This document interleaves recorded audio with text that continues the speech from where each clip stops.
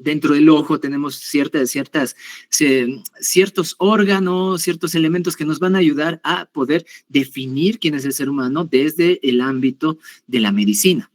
Entonces, lo mismo va a ir sucediendo a partir de la Edad Media y entrando al siglo XX, porque nosotros, de alguna forma, creíamos en la época antigua que la escritura era inspiración. Pregúntenle nomás a Homero cómo escribía. Oh, cuéntame, musa, ¿no?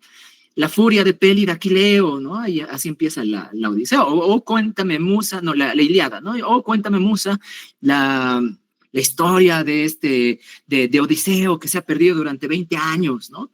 Entonces, se creía que era una especie de talento innato donde abrías los oídos y alguien te hablaba. Pero a partir del siglo XX y ahora entrado a la mitad del siglo XXI, sabemos que la escritura es un oficio. Entonces yo les voy a dar algunas herramientas para comenzar a narrar. Sí, estas herramientas van a ser útiles para ustedes para que tengan la posibilidad de, si ya están narrando, puedan reforzar eso. Y si están empezando a narrar, tengan esas herramientas necesarias que les va a ayudar de alguna forma a poder escribir mejor. ¿Y qué significa escribir mejor? En algunas otras charlas incluso dicen, no se puede enseñar a escribir. En realidad, escribir mejor significa darle más tiempo a tu escritura y que tu escritura te diga algo, nos diga algo, ¿no? Sé que hay una corriente que dice, no, yo escribo para mí, no, escribimos para nuestros lectores, pero escribes a partir de ti, de tus creencias, de todo lo que te ha sucedido, de tus lecturas. Entonces, la anatomía del relato nos va a ayudar a poder conocer cómo podemos ir en diferentes vías. Por eso he colocado en el centro a un caminante, a alguien que está caminando, ¿no? Porque la escritura es eso, es un camino, ¿no? Y en el camino vamos a encontrar una buena cantidad de personas. Por ejemplo, ahora que los estoy viendo, tenemos aquí un gran poeta, es el Fermasi, ¿no? Es poeta galardonado y me gusta mucho la escritura que tiene él. Y gracias por venir, Fer, ¿no? Es uno de los poetas que a mí me gusta, es del Alto y narra a partir de su poesía no solamente el Alto, sino una esencia importante de lo que tal vez es el boliviano. Entonces, él es más maestro incluso que yo, si se quiere, ¿no? Pero empecemos con esta historia. Todos hemos partido siendo lectores, porque Borges, Roberto Bolaño, ojo, Roberto Bolaño no es el Chavo, ¿no? Sino es el escritor chileno, decía, es más fácil ser lector, es mucho más fácil ser lector. ¿Por qué? Porque a partir de la lectura, tú entras a un mundo, y ahí es donde nacen ciertos elementos para poder escribir. Todos nacemos lectores. Bueno, no todos. Bueno, en Bolivia tenemos una poca cantidad de lectores, pero aquellos que se han deslumbrado por un libro, como yo me deslumbré justamente con esta imagen que ustedes están viendo, que es La historia sin fin, ahí es donde me surgió la curiosidad. ¿Y cómo se hace un libro? O sea, ¿cómo están hechos los personajes? ¿De qué material están hechos los personajes? Y una respuesta que puede ser bien simplona, está hecho de palabras. Pero sí, está hecho de palabras. Pero las palabras van más allá. O sea, les doy un dato, ¿no? Ustedes han debido leer o conocen un poco del Conde de Montecristo. El Conde de Montecristo te habla acerca de Edmond Dantes, que ha sido encarcelado durante mucho tiempo en el castillo de If. El castillo de If existe, era una cárcel. Ahí estuvo María Antonieta. Pero ¿saben lo interesante? El poder de la ficción es que hace que en algún momento sea más importante el personaje que incluso el personaje real. Hacen un tour en Francia para que conozcas el castillo de If y hay una celda donde te dicen que estuvo el Conde de Montecristo. Eso decía Humberto Eco. El poder de la ficción tiene tanta fuerza que puede trascender hacia la realidad. Pregúntenles nomás a los españoles que prohibían los libros que lleguen a Latinoamérica, a Sudamérica, y uno se pregunta por qué. Estaba prohibido que llegue el Quijote, estaba prohibido que lleguen estos libros que eran ficción, que podían volver locas a las personas y que empiece la emancipación, la libertad, ¿no? Yo tengo una teoría, entraban de piratas estos libros, lo leyeron la cantidad de personas que vivían aquí en Latinoamérica y empezó el proceso de querer ser libres, ¿no? Entonces, a partir de la lectura, nosotros se nos genera una especie de necesidad. A cada uno de ustedes, yo estoy seguro de que cada uno de ustedes en algún momento ha empezado con una necesidad. Yo ya soy lector. Hay un libro que les ha deslumbrado en algún momento, ¿no? Yo tengo épocas en las cuales me han ido deslumbrando varios libros, ¿no? Uno ha sido Cien años de soledad, ¿no? Conocer a Macondo, no sé si a ustedes, ¿no? Les ha deslumbrado ese libro.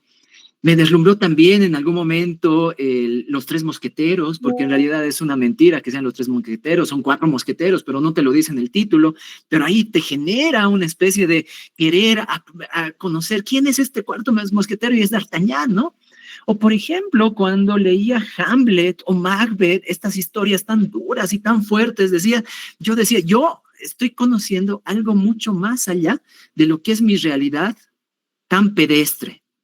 Por eso, como lectores, en un principio, vamos conociendo nuevas realidades. De hecho, Humberto Eco decía esto.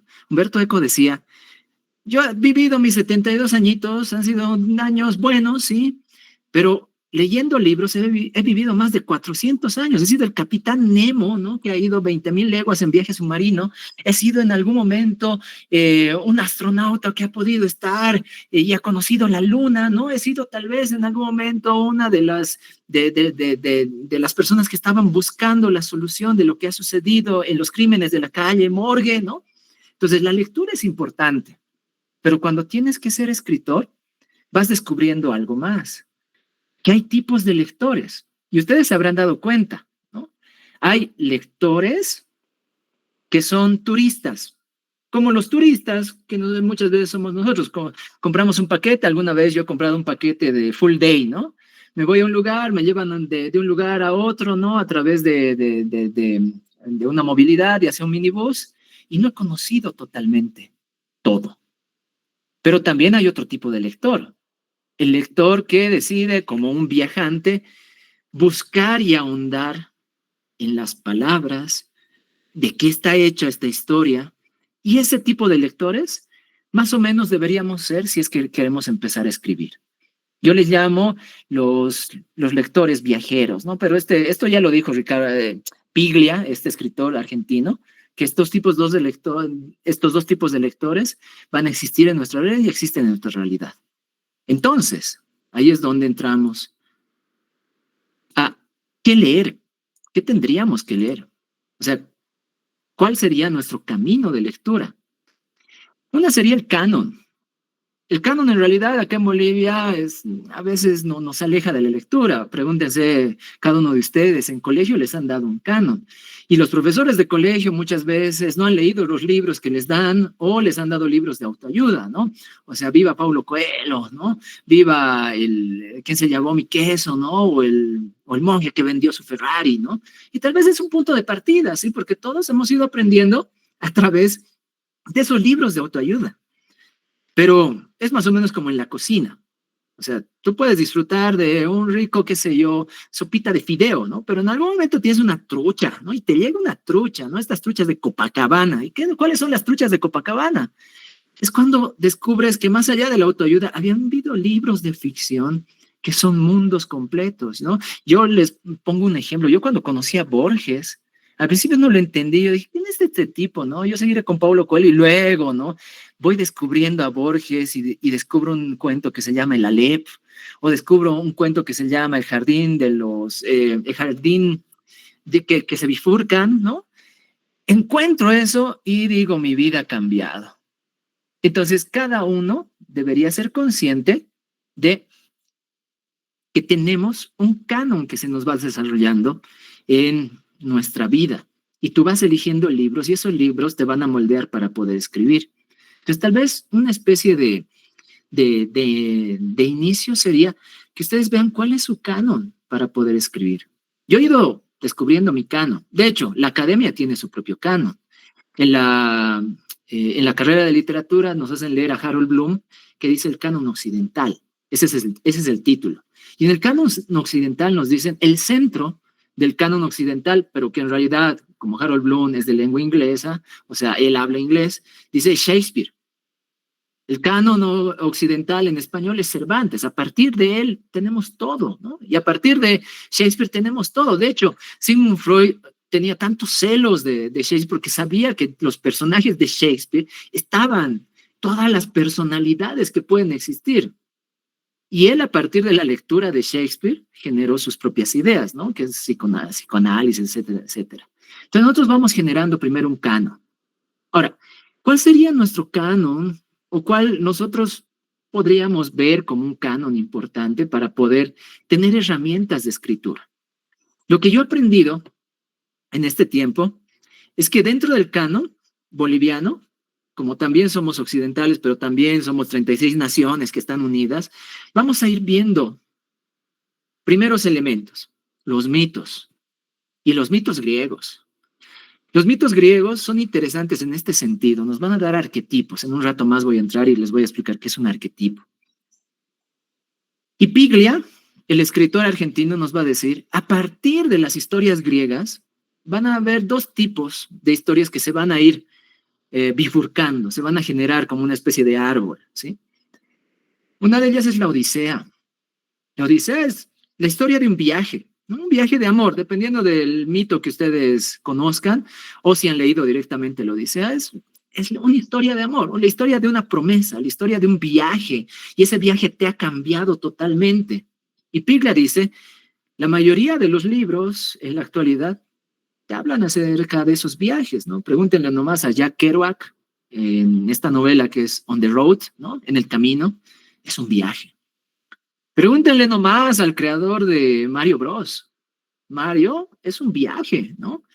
Obviamente que tienes que ir de castillo en castillo, de castillo en castillo, de castillo en castillo, y al final, ¿no? La princesita te dice, gracias Mario, pero sigue yendo, ¿no? Gracias por participar, ¿no? Pero es un viaje, ¿se dan cuenta? Last of Us, aquellos que les gustan las series. Last of Us es un viaje, la historia de un viaje, ¿no? De Joel y de una muchacha que tiene la solución, la salvación de esa realidad, pero es un gran viaje, ¿se dan cuenta? Entonces, para que ustedes vayan generando tal vez un canon y puedan descubrir, digamos, otras lecturas, yo les recomiendo la mitología griega. Tenemos a Ovidio con la Metamorfosis, aunque él no es griego, sino es romano, pero que va a ir recopilando historias de los griegos. Tenemos a la Ilíada y la Odisea, y son grandes, ¿no? O sea, yo les podría decir muchas cosas de la Ilíada y de la Odisea, además de que Homero era ciego, ¿no? Y a partir de esa ceguera escribe estos libros, pero ni siquiera él escribe, ¿no? Si no eran contados de forma oral a través de ciertos días, ¿no? Que era como una especie de ritual, ¿no? Y luego se convierte en escritura. Incluso algunos dicen que tal vez no existió Homero, que era una especie de iglesia medio griega donde se contaban esta historia, la historia de la Ilíada. Y algunos dicen que ni siquiera escribió la Odisea, ¿no? Algunos creen que la Odisea ha sido escrita por la princesa Nausicaa, esta princesa que se enamora del papucho de Odiseo, de Ulises, y que luego se quiere casar con él, ¿no? Algunos dicen que él, porque es como una historia de amor la Odisea, y es un poco diferente a la Ilíada, que es como ver los Vengadores, digamos. Pero yo les aconsejaría eso. Ahora volvemos a Piglia. Piglia nos dice que gran parte de las historias que tenemos hasta la actualidad nacen a partir de la Odisea, el viaje, ¿sí? Pero también hay otro rumbo. ¿Saben cuál es el otro rumbo? Edipo Rey, ¿no? Ahí tenemos un Sófocles que es tragediógrafo, que hace una tragedia, que es de una saga familiar, porque a esta saga le suceden cosas muy malas, ¿no? Una gran cantidad de cosas malas, y al final, el final es malo. Y si se dan cuenta, les estoy hablando también de 100 años de soledad. Es una saga familiar, 100 años de soledad, ¿no? A partir de los Buendía, la historia de los Buendía, y que al final tiene miedo de que nazca un muchacho con colita de chancho, ¿no? Pero el destino va a ser que suceda eso, ¿no? Spoiler para aquellos que no han leído, pero espero que la mayoría haya leído Cien años de soledad. Lo mismo sucede en Edipo Rey. Y Edipo Rey, dice Piglia, es una historia de detectives. Entonces, esa es la otra fuente. Para poder escribir tenemos ya, digamos, estamos formando dos tipos de historias, y ahí es donde entra un elemento para que ustedes puedan entender un poco de la escritura. Nada surge de la nada. Y esto es física pura, ¿no? O sea, pregúntenle a Einstein y todos los demás. Lo mismo sucede en la escritura. En la escritura tenemos una tradición, y las escrituras se van actualizando, van mejorando, pero son parte desde de un inicio, y ese inicio puede ser este canon occidental del cual les estoy hablando, o puede ser un canon oriental. El canon boliviano tiene mucho de occidental, ¿no? Tiene algunos elementos del oriental, ¿no? De lo asiático, de lo africano, pero parten desde un punto.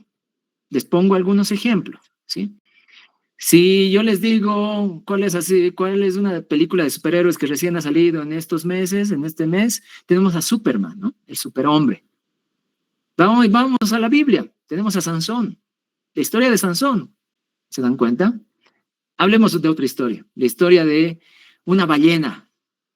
Me podrían decir ustedes que la historia de Moby Dick, ¿no? Pero también tenemos la historia de Jonás, que es un poco más antigua. Y tenemos la historia de Pinocho, ¿se dan cuenta? Entonces, es reactualizar arquetipos e historias, hacer literatura. Por eso significa leer mucho, y en algún momento ese leer mucho te va a ayudar a poder escribir, ¿sí? Además que entra otros elementos. El segundo, la cultura que nosotros poseemos. Yo no puedo escribir fuera de mi cultura. Yo soy boliviano y escribo a partir de esta cultura. Aquí tenemos un gran escritor, ¿no? Si quieren se pueden anotar. Tenemos a Wilmer Urrelo, con dos novelas importantes, que él tiene Fantasmas Asesinos y él tiene Hablar con los Perros. Pero a mí me encanta este librito que es El Chicuelo Dice, que lo escribía para periódico. Y aquí tenemos buenos cuentos. También todo el mundo cumple sus sueños menos yo. Hay uno de los cuentos así canónicos que a mí, que yo creo que es uno de los más importantes de estos últimos 10 años, ¿no? Si acá dice, tengo toda la colección, sí. Si lees, hay un cuentito que habla de un bautizo, ¿no? Me encanta ese cuento, porque está bien hechito, es como una esfera, bien, bien hecha. Y en El Chicuelo dices, hay relatos importantes, interesantes. Entonces, ¿qué es lo que nos plantea esto de la cultura boliviana? Es conocer también a nuestros escritores. Y nuestros escritores saben de dónde parten. Les voy a dar un pantallazo rápido. ¿Saben por qué nuestros escritores están unidos siempre a nuestra realidad? Porque parten desde Bartolomé Arzanzorzoa y Vela, que ha sido un cronista en Potosí, que utiliza la historia y utiliza la ficción y las funde entre las dos. Y en algún momento no sabes si lo que te está contando es una leyenda, es algo real. Ya de eso se van a ocupar algunos antropólogos, arqueólogos. En algún momento te cuenta historias de que, por ejemplo, si se casaban algunos marqueses en Potosí, se empedraban los lugares de plata para que pasen esta gente de la alcurnia, ¿no? O en algún momento te cuenta la historia de 40 Nicoláses que nacieron, ¿no? Porque no podían nacer en Potosí. Y por eso nosotros tenemos como un enganche en la literatura boliviana con lo histórico, están bien unidos. Ahí vamos a tener grandes novelas importantes, ¿no? De hecho, tenemos un libro que está hecho por un cochabambino que se va a titular Juan de la Rosa. Y es un libro incompleto porque en realidad es el primer tomo, pero no se encontraron los siguientes tomos, o tal vez Nathaniel Aguirre no escribió los siguientes tomos. Y es la historia de Juan de la Rosa y que te habla un poco del proceso de la emancipación de la colonia. Pero también tenemos otro libro que es Raza de Bronce. Si ustedes leen Raza de Bronce en la clave de la Divina Comedia, es como si estos dos indígenas que están caminando y que pasan incluso por donde yo doy clases en la actualidad, que van por bajo Coma y todo eso, es estar inmersos hacia directamente el infierno. Al infierno mismo se van y luego hay una riada y todo lo demás. Me gusta mucho la primera parte de Raza de Bronce. La segunda parte yo siento que es un poco, se olvidó un poco de la narración Alcides Arguedas y se dedicó un poco a dar sus ideas políticas, ¿no? Más o menos como ensayo. Pero si leen la primera parte de Raza de Bronce es algo que es un personaje que va transformándose, ¿no? Entonces ya tenemos tres elementos: canon, la mitología. Mitología obviamente que puede ser también de nuestras tierras, ¿no? Hay hermosos mitos acá en Bolivia. Nuestra cultura, porque nacemos a partir de la cultura. Voy a hacer otra publicidad al FER. Si ustedes compran sus libros del FER, y de hecho él ha ganado un concurso del banco, si no me equivoco, FER has ganado del Banco Cultural, ¿no es cierto? Si leen esos poemas, es pura cultura boliviana. Es a partir de la cultura boliviana, él te va narrando esa poesía, ¿no? Y es una poesía bien de calle, ¿no? Bien de barrio, ¿no? Pero bien hecha. Y el otro elemento para poder escribir es la propia vida. Pero la propia vida que se va transformando en literatura se va transformando a través de dos elementos, ¿sí? La literatura está hecha de realidad y ficción. Ojo, ficción muchas veces nos enseña, no, es bien imaginativo, no, no, no.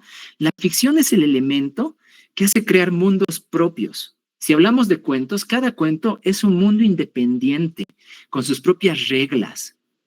Por ejemplo, si leemos a Ray Bradbury tiene hermosos cuentos que te hablan acerca de Marte, pero su Marte es bien especial. En su Marte hay toda una gran cantidad de estadounidenses, pero que hasta son afroamericanos, algunos son latinos que viajan a ese lugar y que se pelean entre ellos. Y las reglas de él es sencillo. Viajar a Marte es sencillo, pero vivir en Marte con seres humanos es complicado.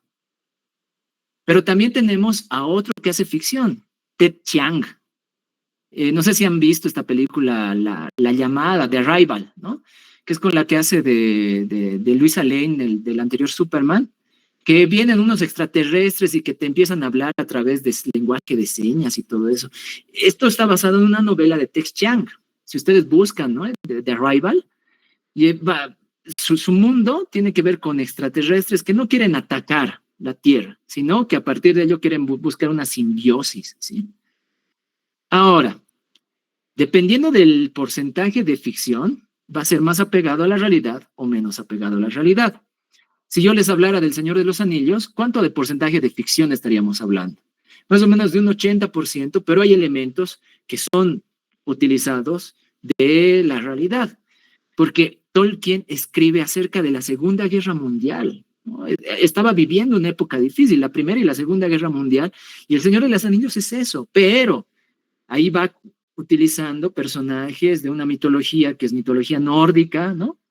De Islandia, y te coloca elfos, crea sus propios personajes que son los hobbits, ¿no? Te pone enanos, ¿no? Te pone elementos que solamente lo verías en los 9 mundos de la mitología nórdica. Entonces, hace una mezcla, y es la mezcla de tu propio canon, las mitologías que utilizas, tu cultura y nuestra propia vida. Eso al fin y al cabo son los elementos que unidos nos van a dar nuestra literatura. Y cada uno debe tener su forma, por eso no hay un escritor que se parezca, a menos que seas un escritor que te gusta copiar a otros escritores. Pero cuando vas descubriendo, porque el primer proceso obviamente del ser humano es copiar, vas descubriendo tu propia voz y en tu voz vas descubriendo, esto es lo que a mí me interesa. Por eso no para todos es el Quijote.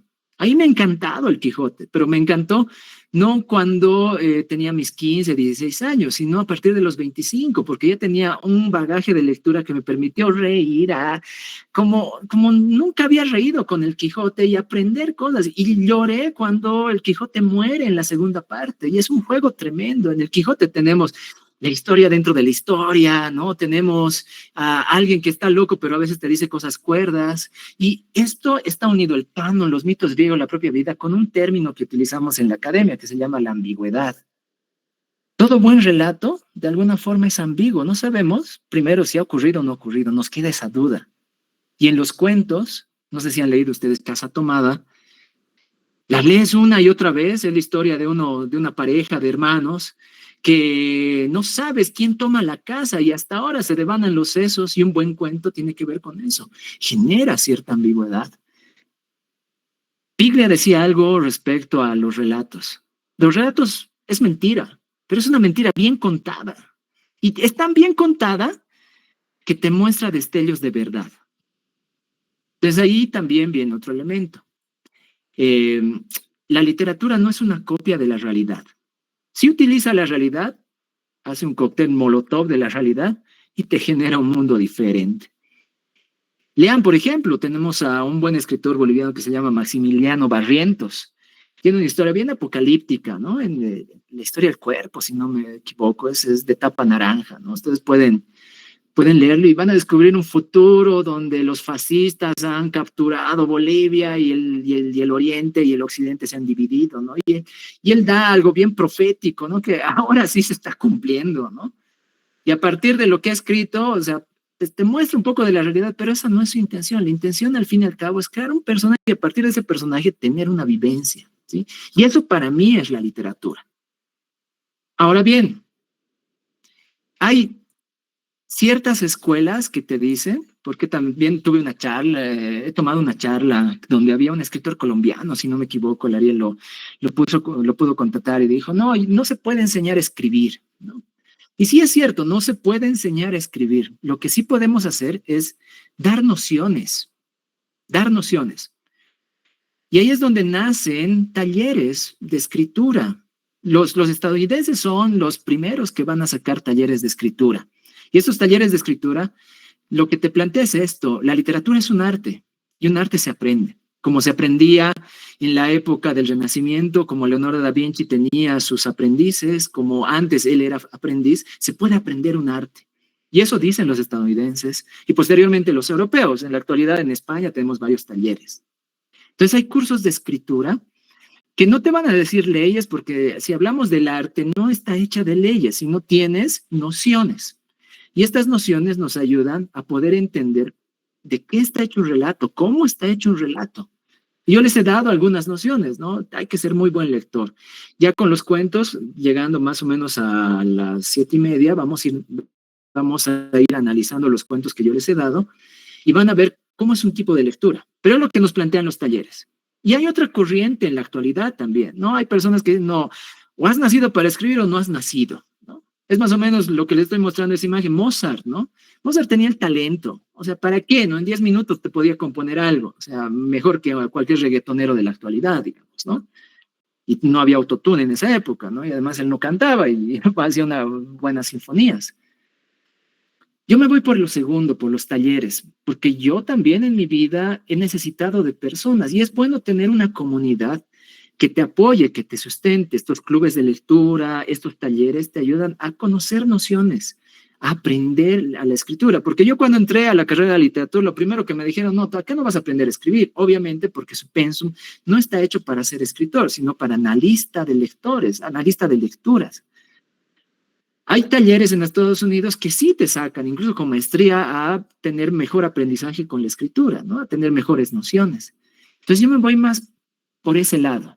Ustedes deben conocer a este autor, Brandon Sanderson. Tiene un curso de escritura creativa y un libro, si ustedes lo pueden bajar. Si les gusta la fantasía, por ejemplo, pueden bajar este libro en PDF y van a descubrir algunas nociones respecto a arquetipos, algunos tipos y estilos de escritura que les pueden ayudar en ser escritores, ¿sí? Y al final, ¿qué es un escritor? Un escritor es alguien que utiliza el arte de la escritura para generarte algún placer estético, ¿no? Ahora, este placer estético no solamente es bello, puede ser feo, ¿no? Tenemos escritores que se dedican a lo grotesco y son grandes escritores, pero también tenemos escritores que hablan sobre comedia, y tenemos escritores trágicos, tenemos escritores dramáticos, pero te causan algo, ¿no? Y la escritura, sí hay libros que se unen con antropología, sí hay libros que utilizan sociología, pero eso es secundario. Lo importante es saber crear un artefacto artificial, porque no es natural, es en la capacidad del ser humano, donde hayan personajes, donde haya una historia y que a partir de esa historia suceda algo que me gusta, como lo dice Aristóteles. Aristóteles dice, luego de haber presenciado una obra de arte, hay como un cambio en ti, ¿no? Hay una transformación en ti. No les digo para bien, ¿no? Porque eso es bien católico, ¿no? Pero hay una transformación en ti, ¿no? La literatura te sirve para eso, ¿no? Para catapultar tu empatía, tal vez, para descubrir nuevos escenarios y nueva vida. De hecho, la mayoría de las personas que lee, y esto es interesante, nunca va a ser de extrema derecha. Obviamente debe haber escritores de extrema derecha, digamos, ¿no? Pero toda persona que lee se da cuenta de, no, estos realmente están haciendo una realidad medio rara, ¿no? Entonces, la literatura, no, como dice, ¿no, Raquel? No tiene que ver con ninguna religión, claro, pero nació de algo bien sagrado, nació desde una religión, son religiones, ¿no? La tragedia nace desde una especie de pleitesía que se le daba a Dionisio, ¿no? La tragedia griega.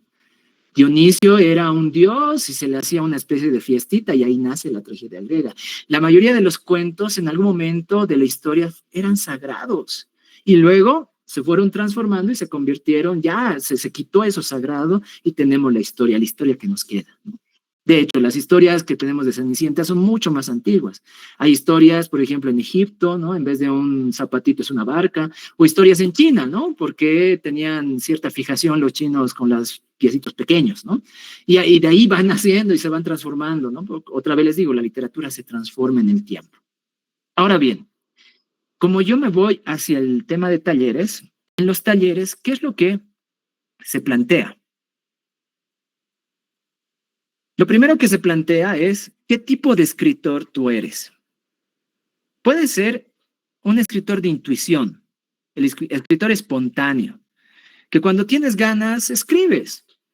Ahí tenemos novelas de este tipo de escritores, ¿no? Ricardo Piglia agarra, dice, no, son tipos de escritores, son personas que no les gusta planificar, pero también hacen buenos escritos. Jack Kerouac, estadounidense, ¿saben cómo escribía? Agarraba la máquina de escribir e hizo un rollo, o sea, unió los papeles con Masking o con, qué sé yo, con Durex, los unió y tenía un rollo y escribía lo que se le salía y sacó una buena novela, aunque a mí, para mi gusto, le sobran unas 100 páginas que se podían haber podado bien, ¿no? Pero sacó On the Road y nadie va a negar que On the Road es una buena novela. También tenemos a Stephen King, que él dice, no, yo no planifico escribir porque se pierde un poco de la esencia del escritor, tal vez alguno de ustedes dirá eso, pero también, y es interesante, sí me gusta, es otro tipo de escritura, pero para mí le sobran las últimas páginas, ¿no? Quiere hacer un final, luego va hacia otro final y no funciona muy bien, ¿no? No me gusta mucho este tipo de escritores. Pero no solamente están los escritores de intuición y espontaneidad, están los escritores de brújula o arquitectos. Estos escritores de brújula y arquitectos son los que planifican, hacen una planificación previa. Y uno dirá, ¿pero qué se planifica a la hora de escribir? Yo he estudiado también comunicación social y lo interesante dentro de comunicación social, hay algo que me gustaba mucho que es el cine. A ustedes les debe gustar mucho el cine. Entonces, hay personas, guionistas, que te enseñan a tener elementos de planificación, porque cuando haces cine tienes que hacer una escaleta, tienes que hacer un guión literario, luego un storyboard, luego una planificación de producción, luego tienes que hacer un guión técnico, todo ese proceso es una planificación, y obviamente porque se gastan millones para hacer películas, ¿no es cierto? Pero hay una planificación. Ahora, yo lo que les aconsejaría, partan a partir de las películas, te ayudan a planificar, a mí me ayudan a planificar los cuentos que yo tengo. Salva al gato, de Blake Snyder, es un buen libro que les va a ayudar a poder entender cómo se planifica la guionización, cómo se puede escribir a partir de ciertos arquetipos, a partir de elementos, ¿no? 3 actos o 5 actos, ¿qué es esto, no? Si ustedes, por ejemplo, Solange, tienes la mano levantada, dime. Sí, perdón. ¿Cómo se llamaba el ultimito libro que dijiste? Salva al gato, ¿sí? Luego les voy a dar algunas herramientas para que puedan bajar los libros. Salva al gato de Blake Snyder, ¿no? Obviamente tiene sus cosas este Snyder, porque a veces es bien comercial, ¿sí? No, hay cosas que no me gustan porque dicen, no, es que tienes que vender, tienes que hacer, no, la literatura va por otro lado, ¿sí? Pero te enseña a planificar a partir de 3 actos o 5 actos, te dice que toda película tiene estos elementos, ¿no? Obviamente, no les estoy diciendo que lo sigan al pie de la letra, pero si estás aprendiendo a escribir, debes partir de algún lado. No puedes partir, no, yo soy escritor, no, yo voy a sentarme y en algún momento va a llegar la inspiración, no, se me va a abrir el tercer ojo de la frente, no, y voy a ser un iluminado. Puede que tú seas, ¿no? Pero hay algo que dice Roberto Bolaño, hasta el escritor más mediocre en algún momento va a sentir esa especie de epifanía. Y para ser un buen escritor, empieza haciendo lo básico, ¿no? Haz lo básico. Hay una película que me encanta que se llama El ladrón de orquídeas. Así llegué al otro libro. En El ladrón de orquídeas tenemos a un Nicolas Cage, que sí, es pésimo actor en la actualidad, pero era buen actor. De hecho, hace de 2 gemelos gordos, ¿no? Que son guionistas y que no, uno de ellos tiene una especie de bloqueo de escritura. Y dentro de esta película conoce a el gurú de los grandes escritores de guión, que se llama Robert McKee. Ahora, lo interesante de esta película es que sí existe Robert McKee, no es un personaje solamente de película. Y le dice algo interesante dentro de la película a uno de los gemelos de Nicolas Cage, ¿no? Él pregunta, ¿no? ¿Se puede escribir sobre nada? ¿No? Yo creo que no se puede escribir sobre nada y no podemos estar, ¿no? Unidos a esto, más o menos le estoy parafraseando, ¿no? Y Robert McKee se levanta y se enoja, ¿no? Nunca se puede escribir sobre nada, siempre escribimos sobre algo, siempre hay un problema. Y si tú no has encontrado ese problema es porque realmente te falta la capacidad de poder encontrar incluso en las cosas más pedestres de la vida ese problema, esa esencia. Porque si quieres escribir de nada, escribe sobre ventanas, perfecto, describe ventanas. Pero eso realmente será literatura, será una historia que llegue y se convierta en un clásico, o realmente quieres hacer a personajes internos. Entonces yo les recomiendo, el guión es más o menos, tiene 800 páginas. Y sí, es un punto de inicio para aquellos que quieren ser guionistas, que quieren hacer películas, sí, pero nos sirve, es una buena herramienta para nosotros. Además que te da una muy buena lista de películas, ¿no? Que tendríamos que ver y podríamos analizar a partir de los personajes, cómo hacen, ¿no? Y otra vez te habla, te dice, ¿qué son los 3 actos o qué está hecho dentro de 5 actos, ¿no? ¿Qué es este arquetipo? ¿Cómo funciona una historia? Entonces, los guionistas se acercan más en ese sentido porque a veces nosotros como escritores somos bien envidiosos. O sea, no me lo van a negar de alguna forma. No, no, yo hago las cosas solos. Pero aquí viene otra noción interesante. La escritura es un trabajo colectivo. Es un trabajo colectivo desde el inicio de tu idea hasta la publicación. Por eso tenemos editoriales, tenemos editores. Lastimosamente en Bolivia no tenemos agentes ni editores que son personalizados, ¿no? Porque todavía el mercado editorial no es muy grande y además estamos viviendo una crisis. Pero si nos vamos a otros países, en otros países no solamente hay agentes, sino además hay lectores especializados que te pueden decir, esta historia está yendo por buen camino.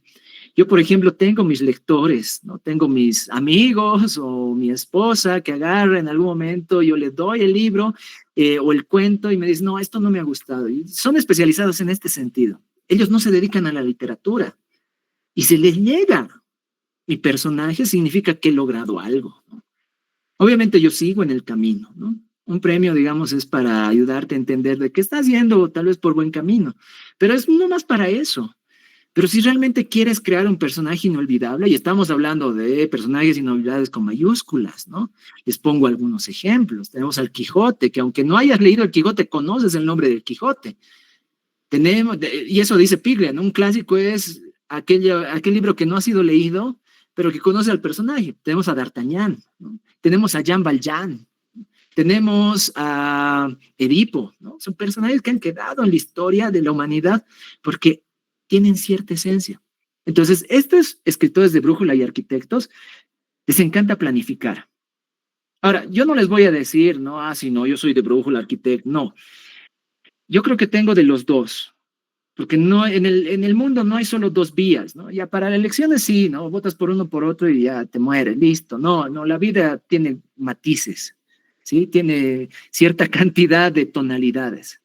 Yo a momentos sí planifico y a veces mi planificación no me ha servido de nada, pero me han dado ciertas intuiciones. Y si adquieres esas intuiciones, ya se te hace mucho más sencillo el camino de la escritura. Entonces yo podría decir que tengo de los dos. Sí me gusta planificar, eso no les voy a mentir. Planifico incluso lo que voy a desayunar al día siguiente, digamos, ¿no? O qué es lo que tengo que comprar dentro de 2 horas. Soy buen planificador para eso y en mi escritura también me gusta planificar. Pero la planificación te ayuda incluso para descubrir, no, este no era el camino. De hecho, justamente el cuento que yo escribí para el Soy lo que leo 2024, mi planificación era otra. Era otra, que yo quería hablar acerca de una escuela y en esa escuela había una especie de deidad aymara y habían unos muchachos que se enfrentaban, pero en el camino descubrí que era muy Stranger Things y dije, no, esto no es lo mío, no quiero hacer algo hollywoodense. Y apareció a partir de esa planificación un personaje, ¿no? Empezó a nacer un personaje, un personaje que no podía hablar y que le faltaba algo, había perdido algo. Y a partir de eso que perdió, empezó a nacer mi cuento y este cuento se convirtió ya en un cuento largo y luego lo terminé después de 6 meses de escritura locos, ¿no? Donde no puedes dormir, tomas mucho café, ¿no? Tienes momentos donde golpeas las teclas con tu cabeza, pero nació un personaje y ahí nació. A partir de cierta planificación y luego intuición. Entonces yo les aseguro que a ustedes tal vez les va a suceder eso, ¿no? Ahora soy más de planificación, porque cuando tienes mayor entrenamiento, planificas ya mucho más. Y en la planificación te van surgiendo esas intuiciones. Entonces yo les recomiendo esos dos libros, ¿no? Salva al gato, de Black Snyder, y el guión History, de Robert McKee. Y ahí es donde entran nuestras herramientas. Son herramientas básicas, ¿sí? La palabra.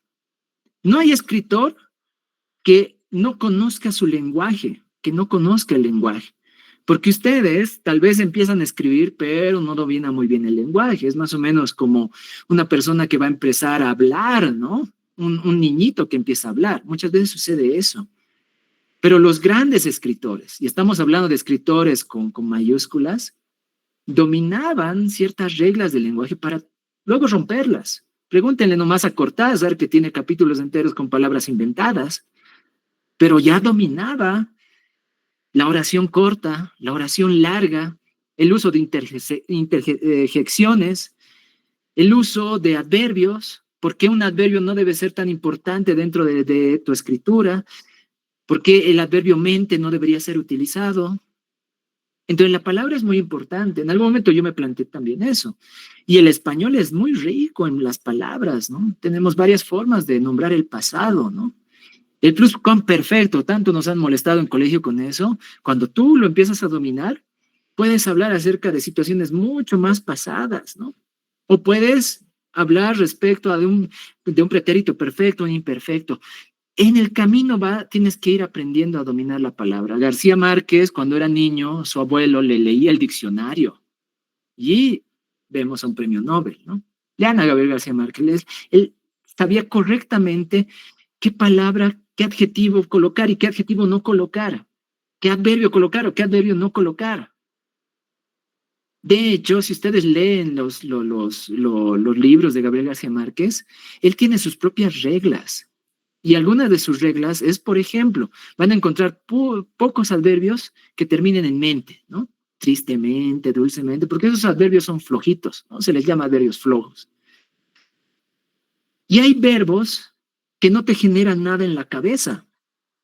Por ejemplo, el verbo, este verbo que es dice, ¿no? El dice es una convención que tenemos. Y hay otros verbos, el tiene, por ejemplo. Puedes narrarlo de otra forma. Entonces, la herramienta importante es que vayamos aprendiendo a través de las lecturas nuevas palabras. Obviamente, no les quiero decir que la literatura está hecha con palabras difíciles, ¿no? Mario Vargas Llosa se burlaba totalmente de aquellas personas que decían, yo domino el lenguaje, y escribían de esta forma, ¿no? En vez de encender la luz, decía, y trocó la oscuridad en día, ¿no? Ese es un mal escritor. A mí me encantan los libros que tienen a narradores que parecen que te están hablando. No sé si les ha sucedido a ustedes, ¿no?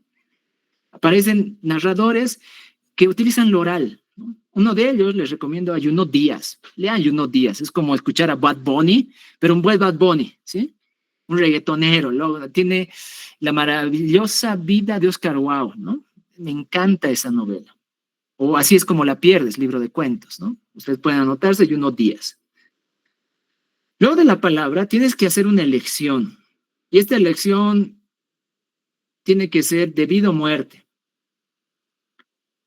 Ahí es donde Sergio, a ver Sergio, ¿qué nos dice Sergio? ¿No? Como adueñarse de la mente del personaje. Claro que sí es adueñarse de la mente del personaje. Y es donde nace el narrador. ¿Saben cuál es el personaje más difícil de crear? Y esto lo dice Humberto Eco cuando él estaba escribiendo El nombre de la rosa. El personaje que parece así que no es un personaje, pero es un personaje y es muy importante, es el narrador, la voz del narrador. Y hay narradores en primera, en segunda y en tercera persona. De hecho, los cuentos que ustedes han leído, estos 3 cuentos que yo les he enviado, ¿no? De Raymond Carver, de Borges y uno mío, tienen diferentes narradores.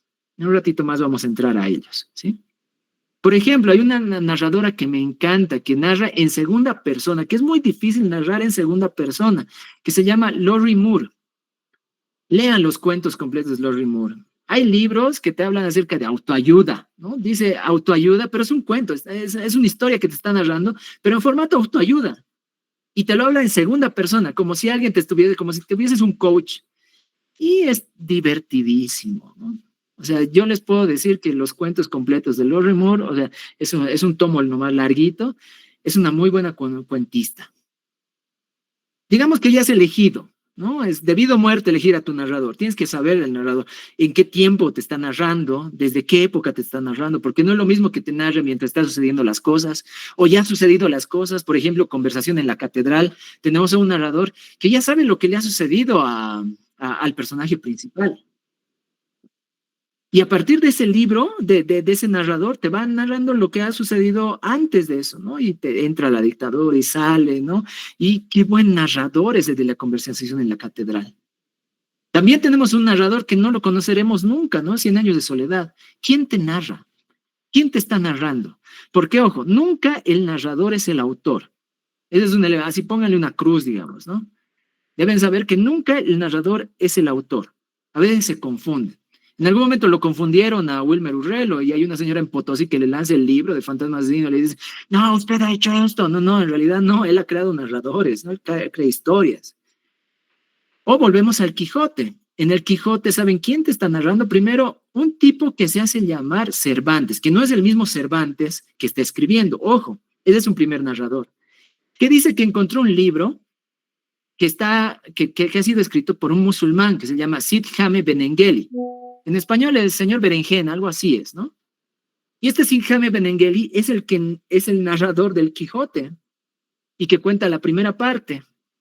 Y este narrador Cervantes es el que encuentra este libro, ¿no? Entonces, pueden hacer incluso juegos de narradores. Lo que sí te permite una novela. En una novela tienes posibilidad de jugar con varios narradores. En un cuento es mucho más difícil porque tienes un espacio corto y pocos personajes. Ya, digamos que ya has elegido a tu narrador. Debes elegir el tono. Y también es muy difícil, ¿sí? A mí me ha costado muchos años encontrar mi tono. ¿Y qué es un tono?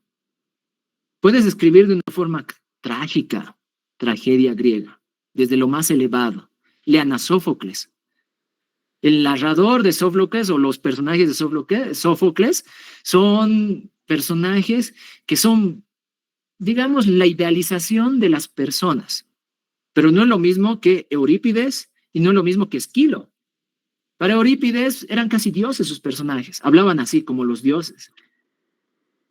Y para el otro de los tragediógrafos, sus personajes son bien pedestres, pero los tres te cuentan tragedias. Entonces el tono tiene que ver con eso. Ahí tenemos a Woody Allen, que es muy humorista. Si leen Cuentos sin plumas, es un tono bien humorístico, bien al estilo Woody Allen. Puede que no te caiga el director ni la persona, perfecto, ¿no? Pero lean sus cuentos y ahí van a descubrir un tono. O Donna Tartt, que tiene un tono determinado para narrar El Jilguero, que es una novela emocionante, que es así, les recomiendo así con mayúsculas, ¿sí? Porque El Jilguero te narra la historia de un niño que es casi huérfano porque ha sucedido una explosión y te va narrando acerca de su vida y tú quieres descubrir más porque el narrador que te da esto le tiene mucha empatía a este niño. Incluso cuando hay momentos donde se equivoca y crees tú, yo quiero ser este niño que va a ir creciendo, ¿no? Y va a buscar todo eso, ¿no? El Jilguero es gran novela, ¿no? Gran novela que ustedes pueden ver ese tono. Y tú vas descubriendo tu tono. Yo, por ejemplo, descubrí que mi tono es muy al estilo de La vida es bella. Ustedes han debido ver La vida es bella, ¿no? Mi tono sí tiene humor, pero no es humor así bien escatológico, ¿no? Donde te habla, qué sé yo, con una cantidad de palabras sueces. No, mi humor es diferente, ¿no? Es más o menos, yo lo podría definir en ese sentido, ¿no? Yo ya me estoy conociendo y es ese tipo de humor que yo utilizo en mi escritura. Entonces ahí está. El tono. Digamos que ya han elegido esos 3 elementos. Ya tienes esto. Debes elegir un ritmo. ¿Y cómo se hace el ritmo? ¿Qué haces para escribir con ritmo?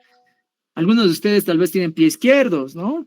Pero los latinos, la mayoría de los latinos no. O sea, tenemos candombe, ¿no? Nos encanta bailar, digamos, ¿no? O sea, bailamos, escuchas una salsita y ya estás moviéndote, ¿no? O escuchas un reggaetón y ya mueves el pum pum, ¿no? Ya estás haciendo eso. A los estadounidenses les cuesta. el ritmo más o menos es eso, ¿no? Es lo que decía Flaubert, leerlo en voz alta, tu escrito, y que tenga cierta musicalidad. Obviamente no debe tener ritmo, no, no eres Arjona, ya no eres Ricardo Arjona. Para el ritmo, debes hallar un tempo en tu escritura. Raymond Carver tiene su propio tempo.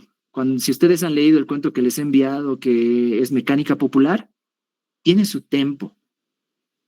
Borges tiene mucho más, un tempo más ralentizado, ¿no? Es más lento. Y hasta te da pena cuando lees la historia de este pobre Minotauro, digamos, ¿no? Asterión.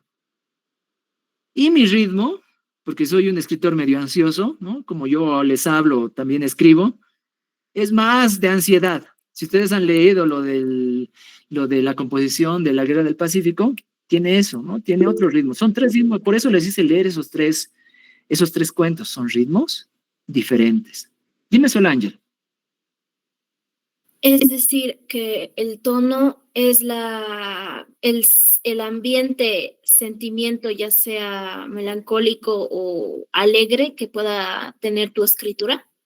Eso ya, bueno, depende del autor, ¿no? Pero ¿cómo controlamos el tono? Tal vez yo quiero escribir algo de terror y se me complica mucho que transmitir ese tono sombrío, ¿no?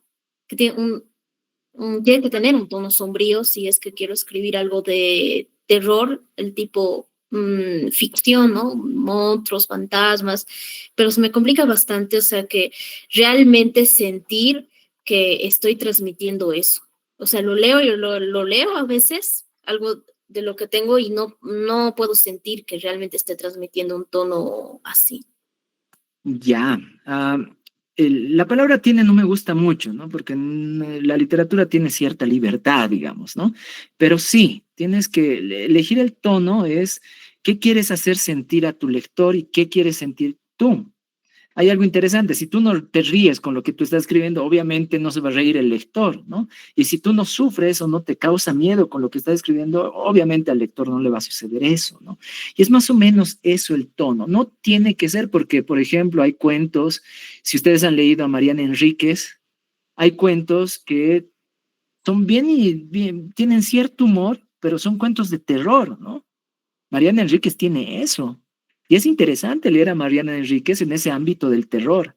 Pero no es lo mismo que leer a Lovecraft, tiene otro tono. ¿Han leído a Lovecraft? ¿Han leído la Dagón, ¿no? La llamada de Cthulhu o Cthulhu, ¿no? Estos. Cuando te habla como si fuese un señor viejito, ¿no? Te habla con palabras bien rimbombantes, ¿no? Y en la oscuridad adentrada del misterio, ¿no? Y ya te va causando también otro tipo de miedo, otro tipo de terror, ¿no? Entonces, el tono básicamente es eso. Te tienes que ceñir a un subgénero y dices, ya, a partir de esto, ¿qué es lo que quiero hacer? Justamente, después del ritmo viene esto que se llama subgénero. Y el subgénero, ahí es donde vamos descubriendo qué tipo de escritores somos. Hay escritores de fantasía que no van a poder acercarse tanto a la realidad y utilizan la ficción al 80 o al 90%. Philip Dick era un escritor de ciencia ficción, pero en su ciencia ficción demostraba la paranoia y era tan real que era como una especie de metáfora de lo que estaba sucediendo en Estados Unidos, ¿no? El hombre en el castillo te habla de eso. ¿Qué pasa si los nazis hubiesen ganado la Segunda Guerra Mundial, ¿no? O Blade Runner, ¿no? Que en realidad es porque las ovejas los cyborgs, los robots tienen sueños con ovejas, ¿no es cierto? Ese es el verdadero nombre, ¿no? Y te habla con un tono diferente a partir de una búsqueda de detectives, ¿no? Tenemos a Mónica. Dime, Mónica. Hola, Mauricio, ¿cómo estás? Mucho gusto. Mira, yo soy, porque creo que no dejas nunca de serlo, periodista durante más de 25 años. He trabajado en los tiempos durante mucho tiempo y estoy tratando de escribir ahorita una serie de cuentos que son una mezcla de ficción y no ficción. O sea, son historias de personas, de mujeres sobre todo, que han tenido diferentes circunstancias en su vida y las estoy como volviendo entre cuento. O sea, a ver, mi pregunta va, una vez que eres periodista te riges mucho a los hechos factuales, ¿no? O sea, te es muy difícil escribir ficción, y lo que me está frenando mucho a mí es los finales. Me cuesta muchísimo el final de cada cuento o de cada historia. ¿Qué puedo hacer al respecto? Ya, a ver, no sé si no sé si sea un consejo, pero te puede ayudar, ¿sí? Yo también vengo desde el ámbito periodístico, ¿no? Y el ámbito periodístico empiezas con la pirámide invertida, luego cuando ya haces crónica puedes cambiar algunos elementos. Me gusta mucho utilizar la crónica, ¿no? Hay un escritor que se llama Rodrigo Villegas, ustedes lo deben conocer. Rodrigo Villegas también proviene desde el ámbito periodístico. Hay un libro reciente que ha sacado, ¿no? Que es Bajar la nube, algo así se llama. Y tiene muy buenas crónicas. Lo primero que te tienes que plantear, otra vez, volvemos al subgénero. ¿Qué tipo de relato quieres escribir? Puede ser un híbrido, dices, ya, es medio cuento, medio crónica, pero tú tienes que estar consciente de eso.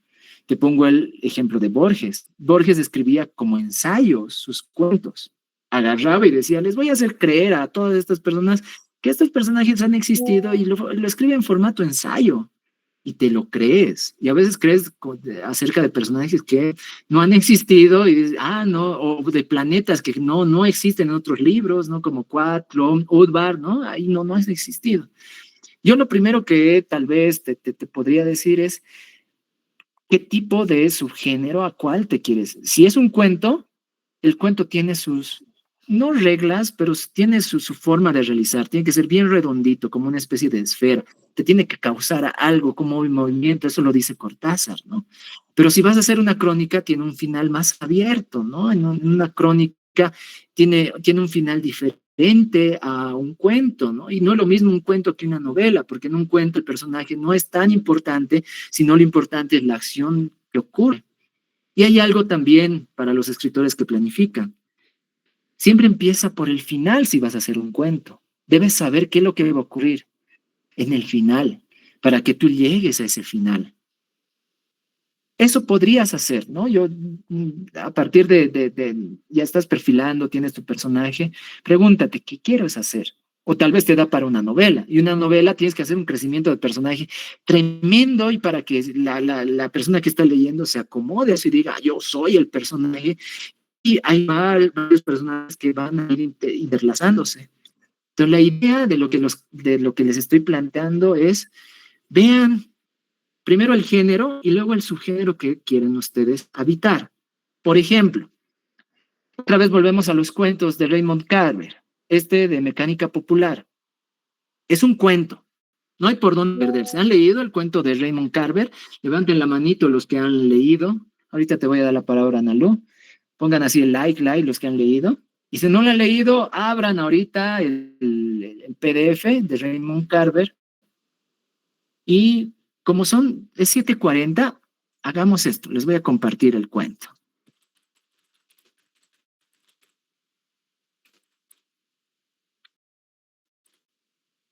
En Raymond Carver, lo que a mí me gusta es el tono que utiliza y la economía de palabras. Aunque muchas veces algunos dicen, no, en realidad él no ha escrito estos cuentos porque ha habido un editor que se lo ha podado mucho y ha salido este tipo de cuentos. Sí, no, gracias al editor, porque si no, no tendríamos esta versión. Obviamente las versiones anteriores a ese podado, ¿no? Y tal vez a alguno de ustedes sí le gusta. A mí me gusta esto porque es bien redondito, ¿sí? A ver, espérenme un rato, lo compartiré. Lo vamos a leer. Me voy a adelantar un poco.